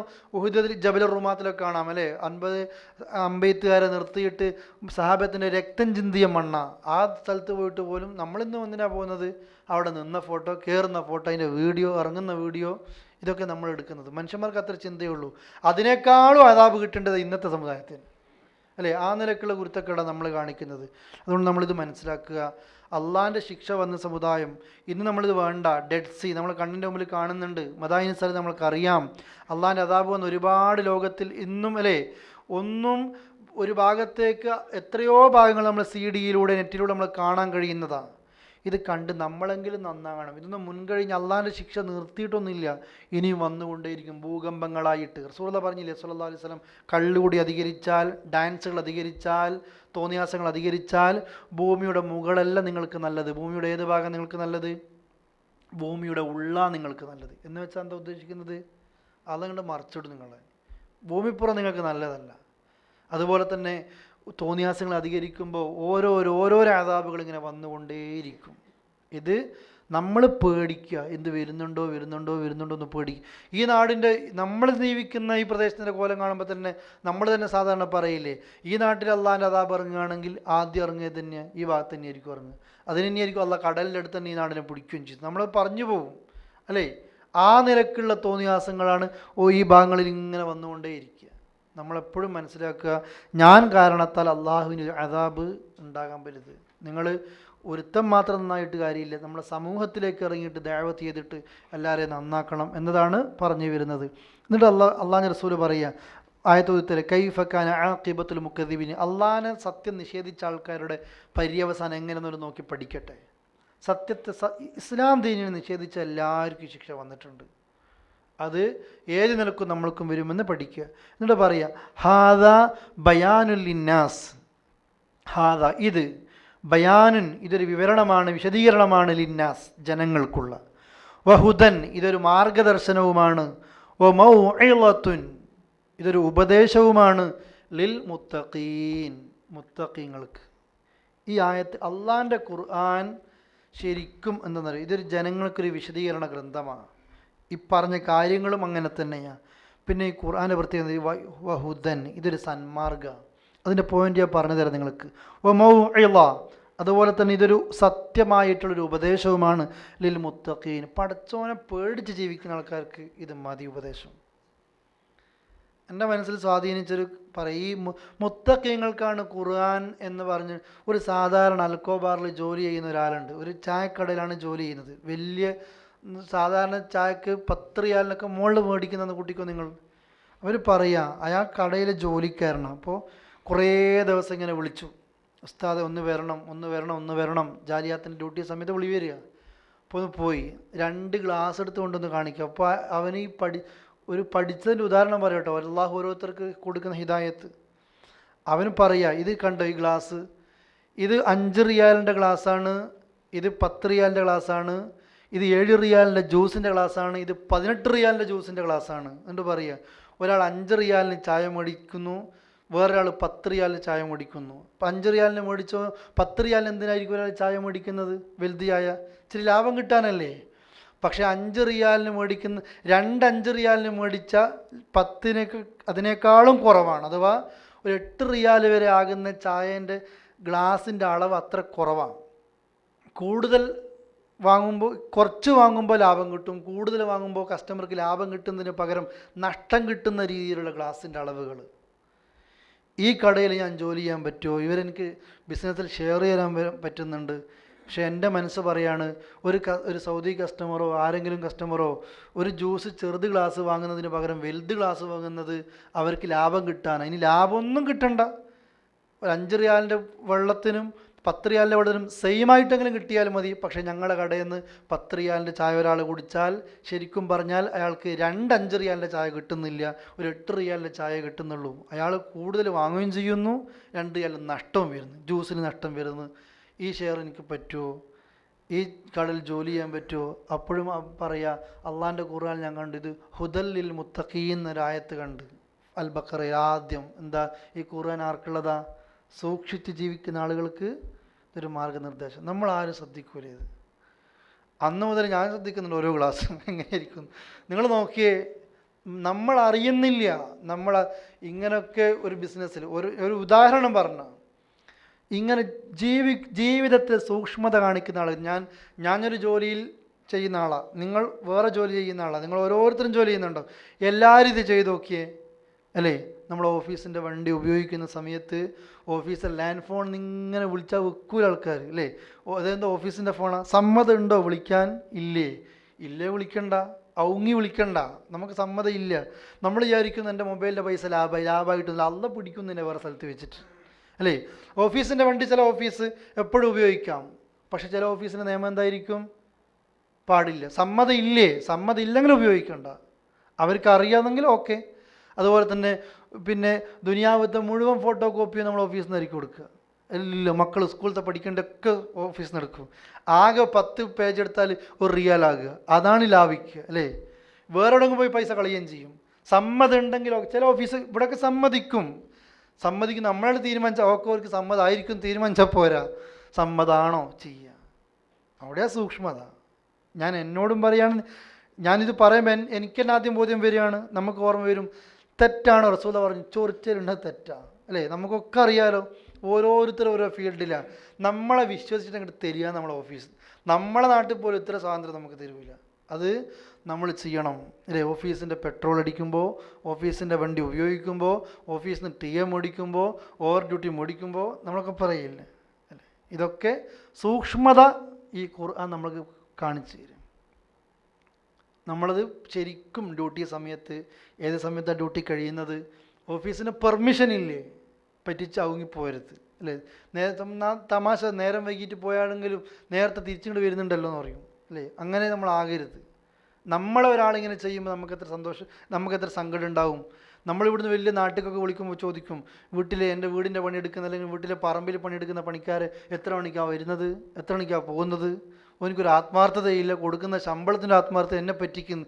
ഇവൻ എപ്പോഴാണ് പറയുന്നത് അല്ലേ? ഗവൺമെൻറ് ഓഫീസിൽ ജോലി ചെയ്യുന്നൊരു ഉദ്യോഗസ്ഥൻ പറയുക മുദീറിനോട്, എനിക്ക് ഇച്ചിരി നേരത്തെ പോകണം, 4 മണിക്കാണ് വിടുക, എനിക്ക് 3 മണിക്ക് പോകണം. എന്തുകൊണ്ടാണ്? ഞാൻ വീട്ടിലേക്ക് പോയില്ലെങ്കിൽ എൻ്റെ വീട്ടിലത്തെ പണിക്കാരെന്നെ പറ്റിച്ചിട്ട് നേരത്തെ പോകും. ഇവനെന്താ ചെയ്യുന്നത്? അപ്പണി ഇവിടെ ചെയ്യുന്നത്. ഈ നിലക്ക് നമ്മൾ എന്ത് ചെയ്യരുത്, ആകരുത്. സൂക്ഷ്മത എല്ലാ ഭാഗങ്ങളിലും അള്ള ചോദിക്കും ഉറപ്പായിട്ടും. ഏത് ഉത്തരവാദിത്തം നിന്നെ ഏൽപ്പിച്ചോ അതിൽ വഞ്ചിതനായിക്കൊണ്ടാണ് നീ മരിക്കുന്നത്, അതിൽ നീ വഞ്ചന കാണിച്ചിട്ടാണ് നീ മരിക്കുന്നതെങ്കിൽ അള്ള നിന്നെ പരലോകത്ത് പിടിക്കും. ഷെയ്ഖ് ഹുസൈമീനെ പറ്റി പറയാറുണ്ട് അല്ലേ? ബുറൈദയിലാണ് അദ്ദേഹം മരിച്ചുപോയി. ഷെയ്ഖ് ഹുസൈമീൻ റിയാദ് സാലിഹിൻ്റെ ഹദീസിൻ്റെ ഗ്രന്ഥങ്ങൾ എഴുതി, ഇഷ്ടം പോലെ ഗ്രന്ഥങ്ങൾ എഴുതി. പക്ഷെ അദ്ദേഹത്തെക്കുറിച്ച് അദ്ദേഹം പറഞ്ഞതല്ല കേട്ടോ, ശിഷ്യന്മാർ പറയുക, അദ്ദേഹം ഓഫീസിൽ ജോലി കഴിഞ്ഞാൽ വീട്ടിലെത്തിക്കഴിഞ്ഞാൽ ആദ്യം ഈ ഓഫീസിൻ്റെ പെന്നെടുത്തിട്ട് അവിടെ വെക്കും. പിന്നെ സ്വന്തം പെന്നെടുത്തിട്ടാണ് എന്ത് ചെയ്തത്, ഇത് മുഴുവൻ എഴുതി ഉണ്ടാക്കിയത്. എന്തേ?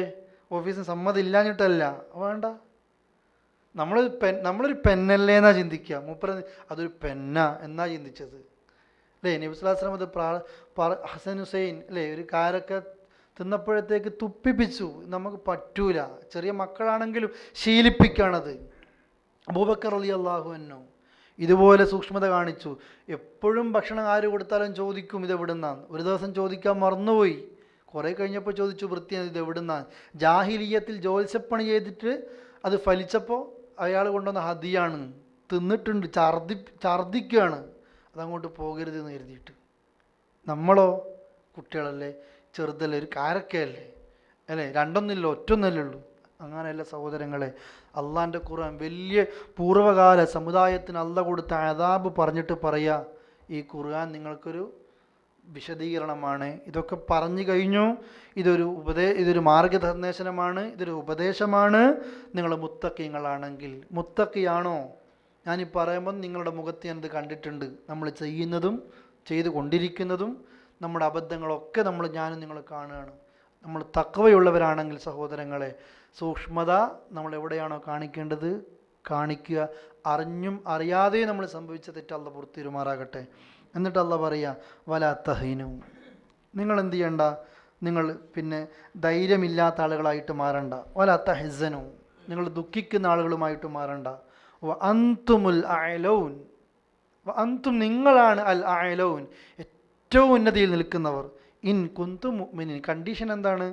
നിങ്ങൾ വിശ്വാസിയാണെങ്കിൽ, നിങ്ങൾ മുഅ്മിനാണെങ്കിൽ ഈ ഭൂമിപ്പുറത്ത് ഏറ്റവും എന്താണ്, നിങ്ങളാണ് ഉയർന്നു നിൽക്കുന്നത്. സംഭവം നമ്മൾ ഇതിൻ്റെ വിശദീകരണത്തിൽ കാണാം. ഉഹുദ് യുദ്ധവുമായി ബന്ധപ്പെട്ട ഈ ആയത്ത്. ഉഹദിൽ മുസ്ലിങ്ങൾക്ക് പരാജയം സംഭവിച്ചു അല്ലേ? പിന്നെ സത്യവിശ്വാസി ചില ആളുകൾ ഓടിപ്പോയി, പല മുനാഫിക്കുകളുടെ കടന്നുകയറ്റം ഉണ്ടായി, അങ്ങനെയൊക്കെ പലതും സംഭവിച്ചത് കൊണ്ടാണ് പരാജയം സംഭവിച്ചത്. അള്ളാഹ് പറയും, നിങ്ങൾ സങ്കടപ്പെടുകയൊന്നും വേണ്ട, ധൈര്യം ഇല്ലാതാകും വേണ്ട. പിന്നെ അടുത്ത ആയത്തിൽ പറയുന്നുണ്ട്, നിങ്ങൾക്ക് പരിക്കൊക്കെ പറ്റിയിട്ടുണ്ടെങ്കിൽ അവർക്കും പരിക്കൊക്കെ പറ്റിയിട്ടുണ്ട്. ബദറിൽ അവരും തോറ്റില്ലേ? പിന്നെ എന്തിനാ ഉഹദിൽ നിങ്ങൾക്കിത് സംഭവിച്ചത്? അള്ളാഹ്ക്ക് സത്യവിശ്വാസി ശരിക്കും ആരാ, മുനാഫിക്കാരാ, ധൈര്യമൊക്കെ ഉള്ളവരാരാ എന്നൊക്കെ അള്ളാഹ്ക്ക് ഒന്ന് വേർതിരിച്ച് മനസ്സിലാക്കണം. നിങ്ങളെ ഒന്ന് പഠിപ്പിക്കണം. ശുഹദാക്കളാരാ, ദീനിന് വേണ്ടി ത്യാഗം ചെയ്യുന്നവരാരാ എന്നത് പഠിപ്പിക്കാൻ വേണ്ടിയിട്ട് ഉഹദിൽ ചെറിയൊരു ഷോക്ക് നിങ്ങൾക്ക് തന്നത്. ചെറിയൊരു അബദ്ധം നിങ്ങളിലേക്ക് വന്നപ്പോൾ നിങ്ങൾക്ക് തന്നെ ഒരു നാശം ഉണ്ടാക്കി. അതാണ് സംഭവിച്ചത്. അതുകൊണ്ട് നിങ്ങൾ ദുഃഖിക്കേണ്ട, ധൈര്യം ഇല്ലാതാകുക വേണ്ട. അൻതുമുൽ അഅലൗൻ, നിങ്ങൾ ഏറ്റവും ഉയർന്നു നിൽക്കുന്നവർ. ഇൻ കുന്തും മുഅ്മിനീൻ, നിങ്ങൾ വിശ്വാസിയാണെങ്കിൽ. നമുക്കിപ്പോഴും അത് തന്നെയാണ് പറയാനുള്ളത്. ജൂതന്മാരും ക്രിസ്ത്യാനികളും എല്ലാവരും ഒന്നിച്ചു മുസ്ലിങ്ങളെ കൊന്നൊടുക്കിയാൽ പോലും നമ്മളെന്തിനാ പേടിക്കുന്നത്? നമ്മൾ പേടിച്ച് പതറിയിട്ട് എന്തിനാണ് ഓടുന്നത്? നമ്മളെന്തിനാ പേടിക്കുന്നറിയോ? നമുക്ക് നമ്മളെപ്പറ്റി വിശ്വാസമില്ല. ഇവരൊക്കെ മുസ്ലിങ്ങളെ പേടിച്ചൊരു കാലം ഉണ്ടായിരുന്നു. അന്ന് മുസ്ലിങ്ങൾക്ക് ഇത്ര ആയുധമൊന്നുമില്ല, മുസ്ലിങ്ങൾക്ക് ഇത്ര ആയുധബലം ആൾബലം ഒന്നുമില്ല. പക്ഷെ എന്തുകൊണ്ടാണ് അവർ മുസ്ലിങ്ങളെ പേടിച്ചത്? നല്ല ചാർജ് ഉണ്ടായിരുന്നു അല്ലേ? ഇന്ന് മാപ്പിളാരിങ്ങനെ പറയും, അത് ബഹിഷ്കരിക്കണം, ഇത് ബഹിഷ്കരിക്കണം, അൽക്കബീർ ബഹിഷ്കരിക്കണം. നിങ്ങൾ എത്ര പരസ്യം കണ്ട് ലുലുവിൽ വന്നിട്ട് കച്ചവടം കൊണ്ട് പൊളിഞ്ഞിട്ടുണ്ടല്ലോ. അൽക്കബീർ ഇങ്ങനെ വെറുതെ കൊടുക്കുകയായിരുന്നു അല്ലേ? അങ്ങനെയാണോ പറയുന്നതിനും? രാവിലെ ഷെയർ ചെയ്ത് എങ്ങായും വൈകുന്നേരം 2 മേടിച്ചാൽ വീട്ടിൽ പോവുക. ഓർക്കറിയാം ഇത് നമ്മൾ പേസ്റ്റ് ബഹിഷ്കരിച്ചാലും ഇന്ന് ബഹിഷ്കരിച്ചാലും നാളെ ബഹിഷ്കരിച്ച പേസ്റ്റിൻ്റെ അടുത്ത് നമ്മൾ വലിയേക്കും. നമ്മൾ എന്ത് പറഞ്ഞിട്ടും കാര്യമില്ല. നമ്മുടെ ജൂതം വിരിച്ച വലയിൽ നമ്മൾ മുങ്ങിക്കുളിച്ച് കഴിഞ്ഞു. ഓലിപ്പോൾ പറയുന്നൊന്നുമില്ല. നമ്മളങ്ങനെ പോയി കഴിഞ്ഞു. കുട്ടികളെ മനസ്സിൽ മെൻറ്റാലിറ്റി ഉണ്ടാക്കി. ഗെയിമുകൾ നമുക്കറിയുന്നില്ല അല്ലേ? ഇതിനെക്കുറിച്ച് പഠിച്ച ആൾക്കാർ പറയുന്നില്ലേ? നമ്മൾ തോറ്റുവന്ന് നമ്മളെ കുട്ടികൾ കളിക്കുന്ന ഗെയിമുകളിൽ പോലും 2 കാർ ഓടുകയാണ്. ഈ കുട്ടീൻ്റെ മനസ്സിലെന്താണ്? ആ കാറിനെ തോൽപ്പിക്കന്നെ വേണം. ഈ കാറിൻ്റെ ഉള്ളിൽ നിന്ന് തീ പായിപ്പിച്ച് അതിനെ കത്തിക്കണം അല്ലേ? ഇപ്പോൾ പോലീസുകാരെ വെടിവെച്ച് കൊല്ലണം. എൻ്റെ കാറിന് മുമ്പിൽ ഇപ്പോൾ ഒരു പോലീസുകാരൻ തോക്കും ചൂണ്ടി നിൽക്കുകയാണെങ്കിൽ ഇതിന്ന് അങ്ങോട്ടേക്ക് തീ വിടണം, അല്ലെങ്കിൽ വെടിവെച്ച് കൊന്നിട്ടെങ്കിലും എനിക്കെവിടെ എത്തണം? മുമ്പിലെത്തണം. അവനെ ബൈക്ക് ഓടിച്ചുകൊണ്ടിരിക്കുമ്പോൾ കാല് പൊക്കിയിട്ട് അവനെ ചവിട്ടി മറിച്ചിടണം. ഇതാര് പഠിപ്പിക്കുന്നത്? നമ്മളെ മക്കളെ. ഇതാരാ ഇതുണ്ടാക്കിയത്? നമ്മൾ നിസ്സാരമായിട്ടാണ് കാണുന്നത് അല്ലേ? ഗെയിമായിക്കോട്ടെ, കുട്ടികൾക്ക് ഈ തോക്കും ഇതും, അതുപോലെ തന്നെ കാർട്ടൂണുകളായിക്കോട്ടെ, എല്ലാം ഒരു ഭാഗത്തേക്ക് ഇങ്ങനെ മാറ്റുകയാണ്. ഒരു സമുദായത്തെ നിശ്ചലമാക്കി കളയുക. മുസ്ലിങ്ങളെ എന്നല്ല, ഇറക്കുന്ന ആളുകളുണ്ട്, ഇത് ലോകത്ത് അവതരിപ്പിച്ച ആളുകളുണ്ട്. അവരല്ലാത്ത എല്ലാവരെയും അവരെന്ത് ചെയ്യണം? നശിപ്പിക്കണം. പക്ഷെ ഏറ്റവും കൂടുതൽ അവരാരെയാ ഉന്നം വെക്കുന്നത്?